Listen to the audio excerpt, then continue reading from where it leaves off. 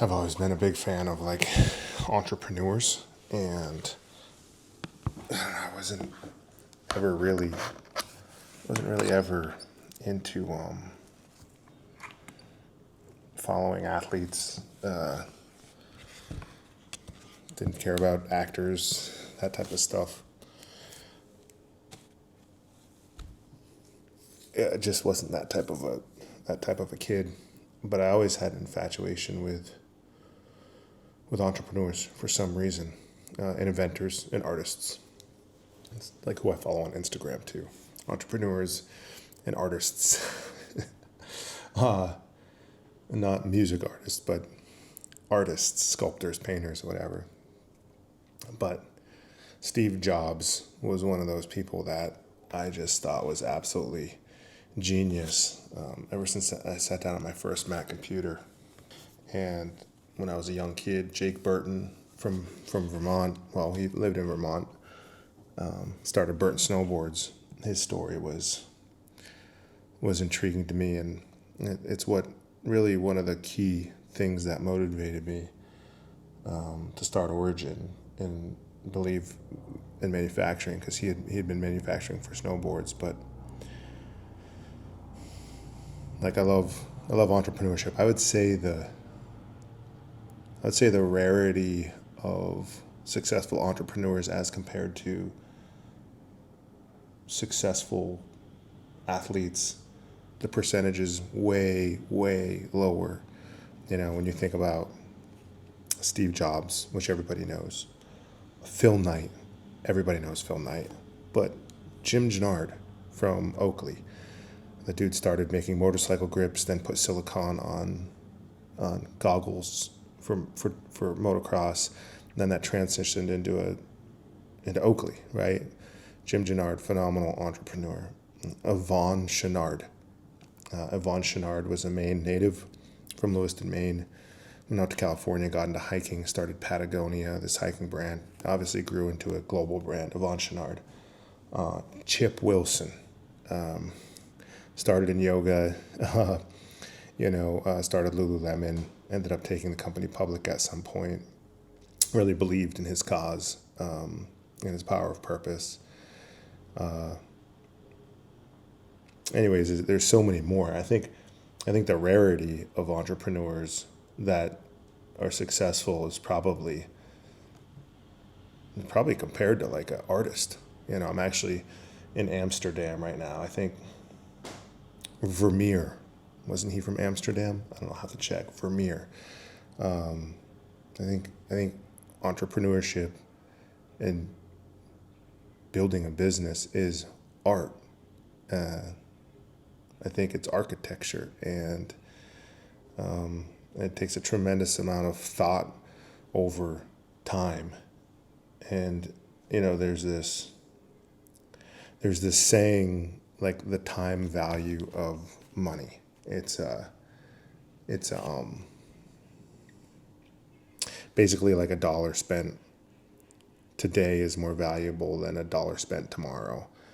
And I use a term, which I've changed this a little bit. It's the time value of time, and it's not like a standard term. It's a Pete term. But it can be a powerful and intuitive concept, like the personal ROI, return on investment of time, how you spend it, and just how much you have. It's this idea that time becomes more valuable the less of it you have because of aging, scarcity, and urgency. Okay, so time is becoming less valuable because of aging, right? You're losing it every day. Scarcity, and urgency. And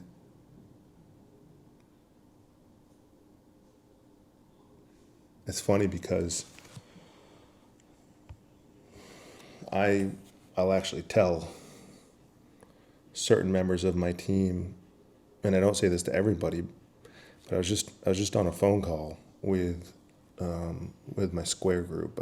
I talked about the Square group maybe last week, and I started this YouTube channel. Shit, what is it? 3 weeks ago, maybe. And my goal is like first 30 days post every day. Feed the algorithm, see kind of what people are interested in, go hard in the paint on some things, tell some stories, tell some history, but just it's a vlog, right? And I don't know what people are going to be interested in. It's a stream of consciousness, and I don't care if people are interested or not. Honestly, go watch the video on why I started the channel.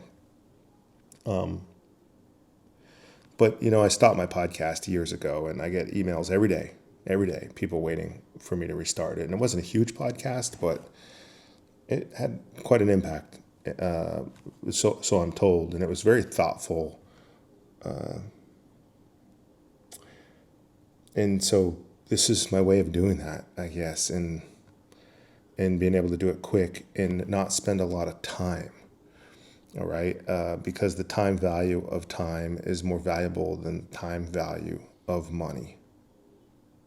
So think about that. The time value of time is more valuable, in my opinion, than the time value of money.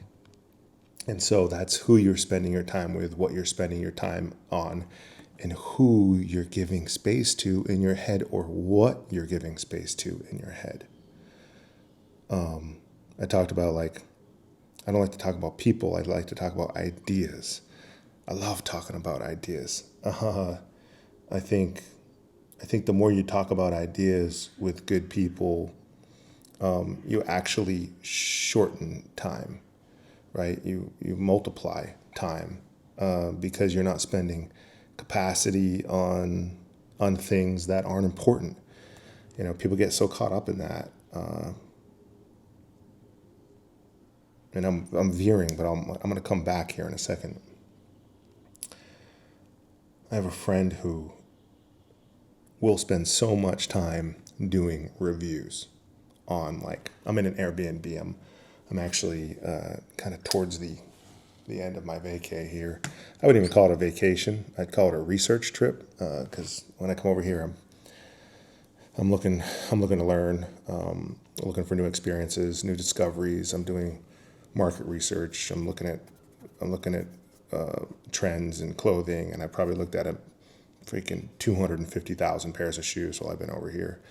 And usually and it's like 14 days I take, and a couple times a year I'll do this. And I'll go back and I'll be ready to deploy some of these things that are rolling around in my head.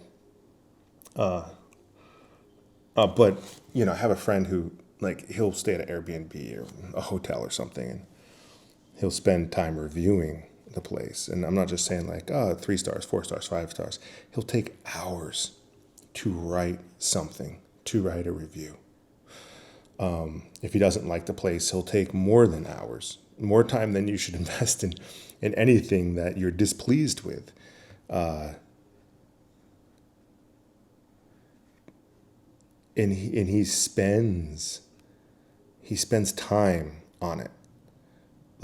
Imagine spending 3 hours writing a review of something.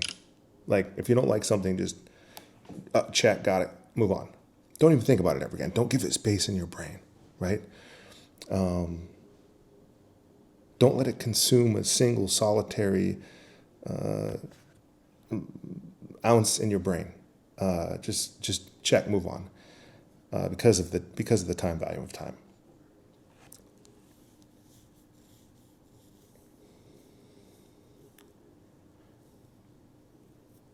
My square group. We were going through just the planning for 2020, 2026, actually just finishing up 2025 and into 2026, and I'm pushing for kind of a baseline 2027 plan. I want to have a roadmap, How are we going to get across the Atlantic? How are we going to circumnavigate the Earth here? Every year you have to circumnavigate the Earth. But every year you're going to deal with something different. You might have a nor'easter. You might have to set out in the winter. You might, get pushed off course. You might have a big ass kraken come from the depths of the ocean and latch onto your vessel, right? You don't know. I mean, as you mature in business, some of that goes away.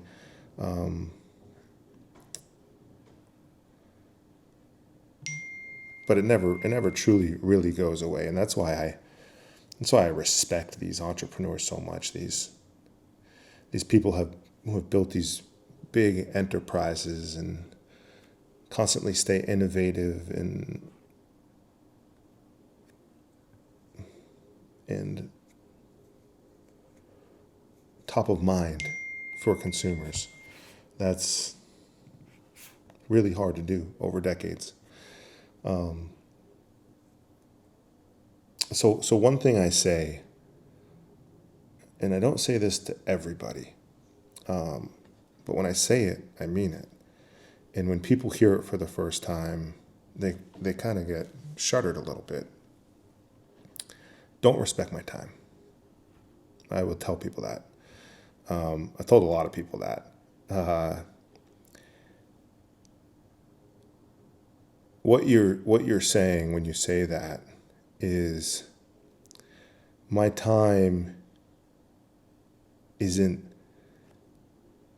more valuable than your input on the situation or your potential impact on this thing. And you can say this with a really solid team, right? And it's not something I say to everybody, like I said. But when I say it, I'm basically saying your mind matters in this conversation, and I can't do it without you. I can't do it without you. I won't be able to piece this together without your input. And so I'll say, don't respect my time. And over the years, I've said this to a lot of different people, but I most recently said it today I said it before I left, 14 days ago, and I said it again today to my Square group because they were respecting my time. And I got on the phone with one of them a couple days ago, Andy, and I'm like, Andy, he's like, well, I was waiting for you to get back at it. I said, Andy, don't respect my time. Please don't respect my time. Like I don't know how else to say it. If I'm sitting at dinner, I will get up. If I'm sleeping, I will wake up. If I'm doing something, I will leave. Don't respect my time. Because what he's doing is more important than the time value of my time. What your team is doing is more valuable most of the time than the time value of your time, especially in a leadership position where you have an organization that has many layers to it. Like those top layers, whatever they need from me, they're going to get whenever they need it, 7 days a week. And sometimes you got to say it a different way, which I did today. I didn't just say, hey, don't respect my time. I said, guys, do not fucking respect my time. My time is not worthy of what you guys need to get done. Like what you need to get done is way more important than what I'm doing. So anyway, it's just a call out for folks who are trying to move fast, build teams, unite teams, lead teams. The time value of time is a real thing. And so think about who's in your circle, who you're surrounding yourself with, who on your team you're surrounding yourself with, and who you're giving your time to, and what you're giving your time to, and the space in your brain you're giving your time to, because it depletes, and it depletes fast. Every second it disappears. So be conscious of that. I don't know, this might be the last vlog before I'm back in the States, ready to get back for sure. It's been a great 2 weeks, phenomenal. Had a lot of time to think, plan, see newness in my mind's eye, change my environment, have some experiences, learn some history, do some market research. So we'll see you on the flip side.